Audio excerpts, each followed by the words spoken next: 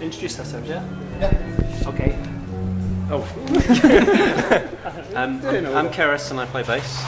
I'm Beth, I do backing vocals and percussion. I'm Bobby, I play guitar and sing. Hi, I'm Jonathan and I play the drums. Hi, my name's Harvey, I play the electric guitar and the synthesizer. And one thing I want to get out of the way is, I guess, we can describe real quickly how I've come to know you. As for not only for the band itself, but the fact that we have friends in common. That Paul and Janny, who've actually been on the show before. Yeah, they said, that when they came out, they all came on and played some records and things. I guess you've known them for quite a long time. Yeah, Paul used to work with my dad a long time ago. And I mean, he was quite young then. And my dad just said, oh, there's someone at work who likes the kind of stuff you like, Echo and the Bunnymen and New Order, so, I see him, every now and then. He phones up every now and then. But yeah, we sort of have a mutual friend. And the way he says it, he's pretty much shaped who you are musically. Yeah? He takes full credit for everything.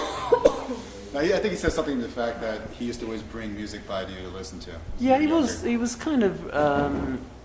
because he knew, say, I like the Velvet Underground, and he'd sort of go, oh, well, if you like the Velvet Underground, you ought to listen to, Forever Changes by Love, and things like that, and he was always sort of, so mainly kind of 60s stuff. But, now I sort of point things out to him now, and say, if you like that, you ought to listen to it. So, but yeah, initially he was, because obviously when I was, he had a lot more records than I did when I was younger, and he was always letting me borrow things, and yeah, people like Love and stuff. You must have a whole case full of them. A whole closet full He of must records have. and stuff. Yeah, well, I've probably got more records than him now, because when he comes over, he just looks at all mine like, well, can I take that? Can I take that? What's that sound like? So, but yeah, he seemed to, when I was younger, he seemed to have, they looked like a lot of records, yeah. This is the last day of the tour? Yeah, it is. Yeah, last day. We've got an acoustic thing tomorrow, but this is the last gig. Yeah. Where's that? KXLU. It's Royal Marymount, KXLU College Okay. Radio. One of our rivals. Sorry. Okay. This is pretty much the first time you've been here.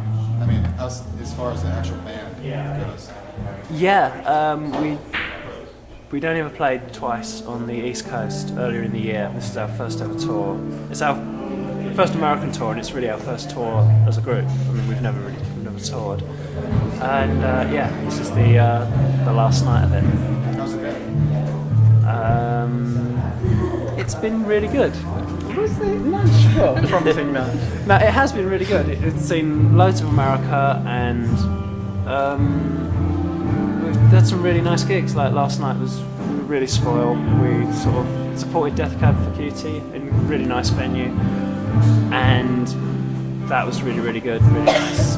And we had a nice gig in Chicago, so it's been good. Yeah. It seems like your fans have really been waiting a long time for you to come over and actually play. There's definitely an element of that. People saying they've waited 10 years or since they heard the film Mice, it's quite a responsibility in a way, because you think they've been waiting like 12 years to see you, and if you're, you get terrible sound or something, or you're really sleepy because you've been in the band for 12 hours, like, that's it. You've crushed everything in one evening. Is it really difficult? I understand last night you made it into San Francisco really late.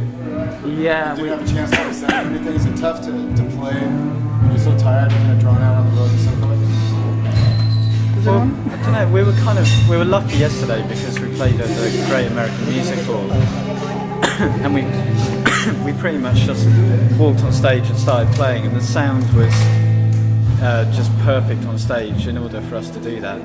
But there have been some venues where we've turned up and we've not been able to sound check, and it's been a sort of progression through about 3 or 4 songs before the sound on stage is actually kind of decent enough for us to feel confident to play the songs as well as they should be played. So it's been a bit hit and miss, but for the most part it's been pretty good. How is it? You've been here before. I might refer to you as Bob just because Janny and Paul always referred to you as Bob, and I've just become comfortable, I guess, with that term. You've been here before. Obviously, you're here at the beginning of the year to see the Arrogance, so you kind of had a taste of what the country's like. But how has it been actually touring and driving around and having a view of what the country looks like? Is it kind of met your perceptions? It's very big, and it's been really good. I mean, we got the chance to drive across country. I mean, we've seen lots of America condensed into 2.5 weeks. So, I mean, that was the one thing, one of the things before we came, that it is like a really exciting thing to do, and just to get the chance to all these places we were going to go to, and when we drove from Minneapolis to Seattle over like 3 days, saw a lot of strange stuff. Such as?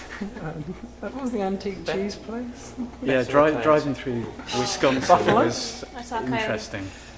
Lots of cheese. Lots of cheese. I'm worried about antique cheese, though. Yeah, well, I don't know. That's all right. And it's kind of a sort of unnerving place to be a vegetarian, some of it. You see these things like, hunters welcome and little camouflage suits for babies and little hunting caps, and you're like, I feel kind of nervous. McDonald's on every block.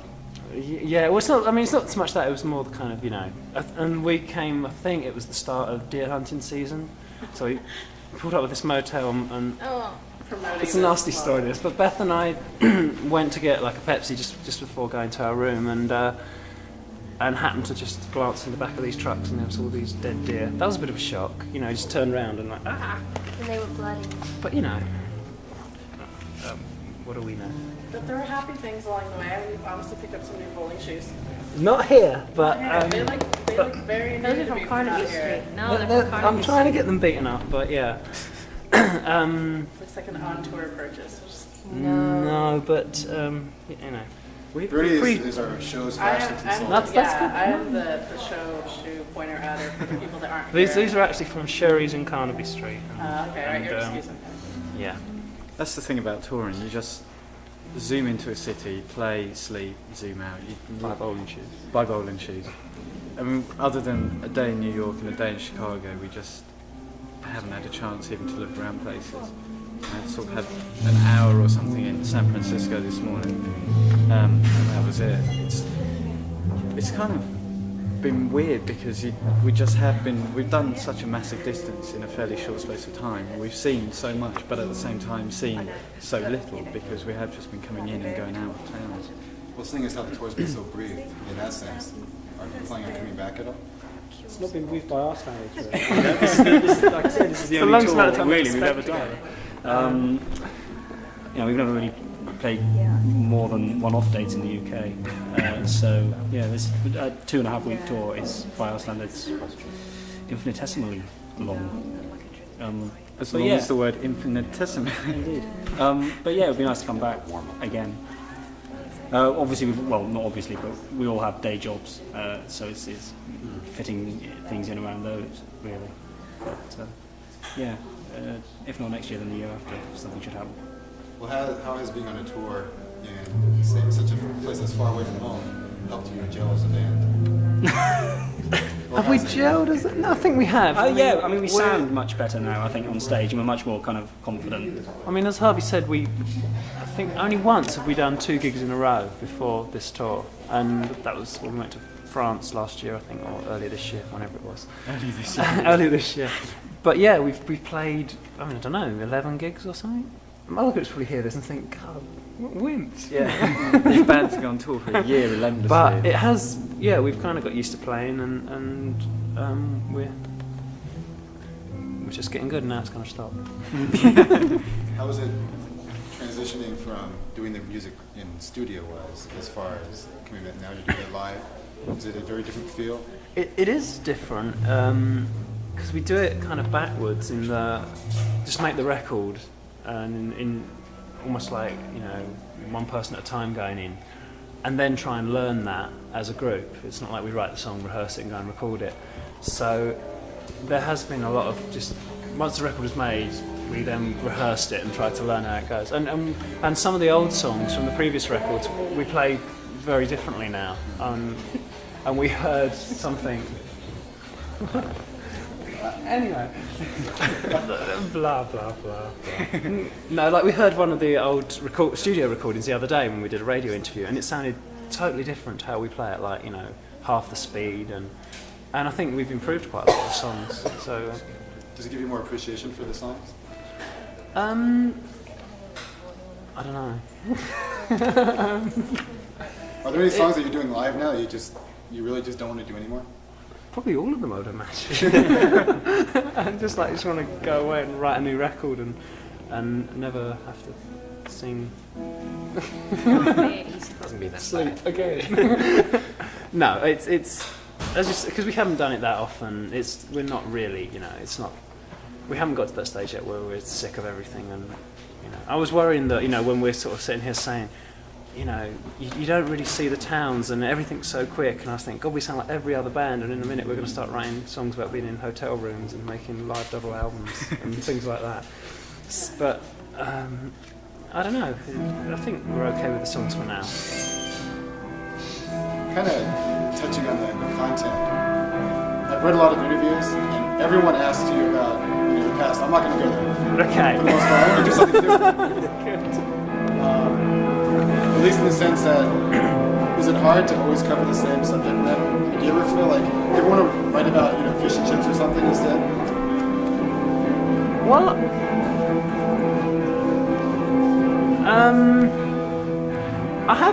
there have been songs about other things, but I just feel more comfortable writing personal songs. It's the area I feel more confident writing those kind of songs than I would writing political songs or something. Just because it wouldn't feel as natural to me, and then it'd be like you're kind of faking it just for the sake of doing something different. But I think everyone has their strengths and weaknesses, and personal songs are probably what I'm best at. But like the thing that kind of I like to say is that as you were pointing out, it did get to the stage where everyone thinks every single song's about a certain person, and that's not the case. But it's not. It's really not important, I think, who a song's about. That's kind of what I tried to, say to people when they do ask about this. I mean, with other people, you don't know who they're singing about, and just because we've got a very small audience and quite a few of them might know the details behind the first record, everything, it's a strange situation for us. We get this thing that other groups don't get, in that they think, they know what every song's about, and they know the person, and they think everything's completely literal, and so it's weird.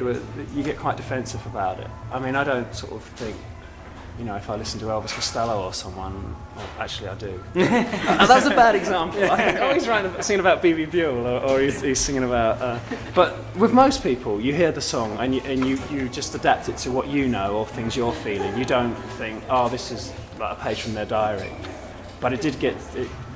I think we're hopefully moving away from it now, especially with the new record. But Even when you write songs that aren't personal, people always assume they are. yeah, I mean, Robert Smith out of The Cure is a good example of someone, because no one ever particularly picks on him writing about his wife. A lot of his songs are sort of intense love songs or songs about relationship situations. I just made a big mistake when the first record came out, and someone said, "What's it about?" And I said, and I should never have said that, and we would never have had this. I mean, I don't mind, but it's. And she doesn't mind either. No, Anne-Marie, she doesn't mind. Anne-Marie, by the way, she doesn't mind. It's because she like. We find it quite funny because we're very close friends, and what happened between us was a long time ago, but it just kind of haunts us a bit now. And we just kind of look at it as these two other people, and think, she sees reviews and it says things, and often a lot of things written. I mean, it's not like we're, tons of stuff's written about it, but when there are interviews or little articles, 50% of it's wrong anyway. So it's just kind of odd. It's just a weird situation. But yeah, she just does joke about it, like, hey, how come only one song on the new record is about me? That kind of thing, It's kind of irrelevant anyway, because when people listen to the songs, they aren't actually listening to them and thinking, this is about Bob and his relationships. They're listening to them and actually putting them, you actually have your own experiences through that. And I mean, the kind of people who actually are drawn to the Trembling Blue Stars, it tend to be those people who actually are actually thinking, oh, these are the sort of situations I've been in. You know, you see it, like when we were in Sweden last year, and you had like a row, you know, a sort of line of sort of teenage boys who were queuing up to say, oh, this is what's happens with my girlfriend and stuff, because actually they're putting their own personal spin on it. Everybody, like so many people, they always open, they say, hi, I've just had a really bad breakup, and that's like the way they started. It's like you can tell the look on their face when they're going to say that. Yeah, I was gonna say I knew nothing about the history of like the first record and everything. Well, that's and that good. song, it's like I listened to it, I thought this is just amazing. And there are the songs like that that just sort of hit you, and you're like, oh, okay. I wrote a little notes for the video now. It's like, oh, don't play this one. It's too heart wrenching. Is there any pressure associated with that? Sorry. Is there any pressure as far as, obviously, say if I listen to it and Bernie just said that, when she listens to it, she puts her personal. But that's good. I mean, that's Right. what you want. You want someone to sort of that you want something that's personal enough to be real, but also general enough to adapt. Because I think that the thing is that you don't. People would assume that more songs would appeal to more people if they're very, very bland, you know, and it's not full of little details. But I think it works better if it is full of little details, because then people think they just sense something real about it. And I don't think you alienate people by making things specific. I think you actually make it easier for people to relate to songs. So that's kind of what you want. You don't want people sitting there thinking, oh, it's me singing about me. You want them to think, oh, that's stuff I know about, you know. So you think it helps your fans connect with your music and yourself as a person? Maybe not with me, just with they like the music because they understand what's, you know, or they don't have to, you don't have to understand it all. You just have to know the general landscape that a song's dealing with. You know, that's about it really. As I say, it'd be you'd have to be me to get every reference, you know, so that's never going to happen. But if you get the kind of, you listen to a song, you think, right, I know the area this song is operating in, and you can just lose yourself in that and adapt it to whatever. I mean, it all depends what you want. Sometimes you might just like, you know, the bass line, I don't know. Speaking of bass lines, there's on some of the new material, there's a very different feel to it. It's almost like you've been listening to some like the 80s flashback shows. Very stronger, say, Cure or Pet Shop Boys and different influences like that. Well, I seem to be answering all the questions here. Keep going. Go ahead. Yeah, Terence, you're the bass. It's things like the Cure track on the album. The Cure track. Let's be honest. It was deliberate. I mean, and I'm really just speaking for me here. I think Jonathan's quite a big Cure fan, but not everyone in the group is. But I've always wanted to do something that was like blatantly Cure-like. I mean, ever since I was really young, I love them, and that song just lent itself to that, and so that was deliberate. I mean, you're meant to put it on and think, my God, it sounds like the Cure. But I always wanted to do something like that, so it was kind of that was sort of deliberate. I don't know. I like the Pet Shop Boys, but I don't know if it's much of an influence, you know. Or, I mean, there is one track that hasn't come out yet, which was a blatant Pet Shop Boys. But that was deliberate. You're meant to think, they're doing the Pet Shop Boys. But generally, it's just like a mishmash of lots of influences, you know. And some of those are kind of. I mean, I grew up listening to 80s music, so. There's a lot of that's going to be in there. Yeah, I mean, I like sort of primitive drum machines and sequences and things. It also seems like, even listening today, I kind of have a different opinion, but like the last album, as far as the recording, it seems like there was more of a feel of drum machine and guitars with yourself. The new one seems like the recording, it was more of like a real live feel to it. Yeah, to an extent. I mean, there are some sort of. A song like Ammunition is pretty much as we play it, and we wanted to keep it.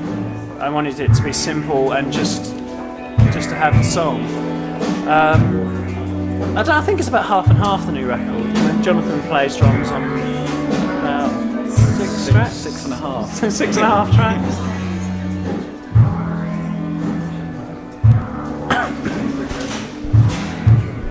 It's either that or Pardon? We'll let you guys get going. Oh, okay. A lot more things to do. I really appreciate it. That's okay. No, thank you. Until next time, when you guys come back, we'll also talk again. Yeah, sure, of course. And actually, can I get you guys to do real quick, like a station ID? Yeah. We also have a CD if you'd be. I want to give a CD away. If you guys would be interested in signing it.